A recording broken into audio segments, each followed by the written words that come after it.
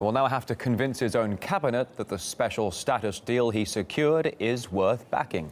The meeting is set to start in an hour's time. And on his Twitter feed 1 hour ago, the Prime Minister said he'll finally announce the date of the Brexit referendum following the cabinet meeting. Now, that is after he managed to convince Europe's leaders to agree to concessions in order to keep Britain in the EU. I've negotiated a deal to give the United Kingdom special status inside the European Union. It was hours of marathon talks, with some lasting until 5 in the morning. As the details were painstakingly chewed over, it meant quite a few meals were either missed or delayed. And that's as the British Prime Minister tried to satisfy his hunger for a deal with Brussels. Even Angela Merkel apparently grew tired of Cameron's appetite and popped out for a good old bag of chips.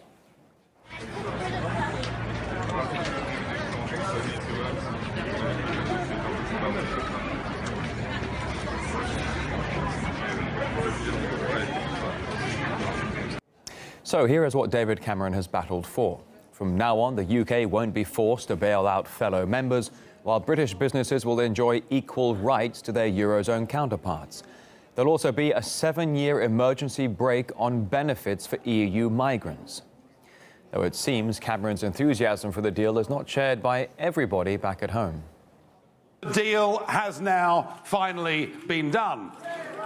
So perhaps we could put David up for an Oscar. This deal that he's done does not address the fundamental issues that British people care about. It does not address the issue that our Parliament is not able to overrule bad EU law. It does not address the issue that we should not be paying £55 million a day to a club whose accounts have not been signed off for nearly 20 years. RT's Harry Fear in the Belgian capital, now with a recap of the summit. What he has managed to get out of the other 27 EU leaders is a special status for Britain in the bloc. Other EU heads of state have been applauding the deal as fair and good. But no doubt among the other 27 EU states, there will be some that might feel a bit bitter about this, because in Cameron's own words, they've spent 2 days discussing one country. And indeed, the UK now does have a special relationship with the EU bloc. Who's to say another country may now not ask for something similar? You see, as the UK has gained special status, other states will want it too. Cameron has created a multi-speed EU.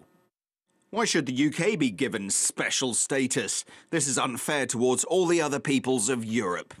France, Germany, as industrialized nations, didn't ask for a special status, yet a mostly service-oriented UK did?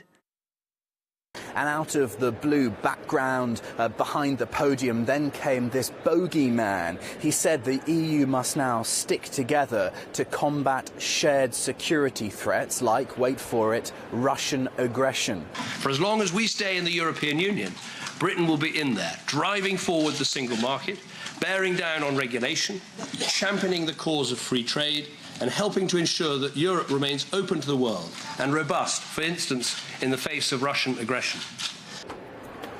He then went on to admit that he hasn't managed to solve all of the EU bloc's problems, or indeed all of Britain's problems with the EU bloc, but Eurosceptics are now saying he hasn't even really begun to solve many of Brits' concerns with the EU bloc. So this might all leave Britain stronger, perhaps, but what does this all say about the health and strength and unity of the Union itself? Cameron is back from Brussels now, but it seems he's still got plenty of work to do on this issue, particularly after his close ally, the Justice Minister, pledged to campaign for quitting the bloc despite any newly won concessions.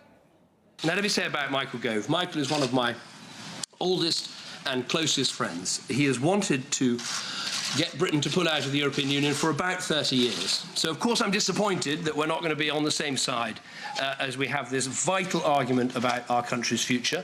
I'm disappointed, but I'm not surprised. Well, there's been a slight swing in favour of a Brexit among the British public. Latest poll published while Cameron was busy battling away in Brussels. It does give a 3% lead to those believing Britain will be better off out of the club. That's a view shared by former British MP George Galloway. I think it's all theatre, smoke and mirrors, a smoke screen, as Aaron Banks just put it.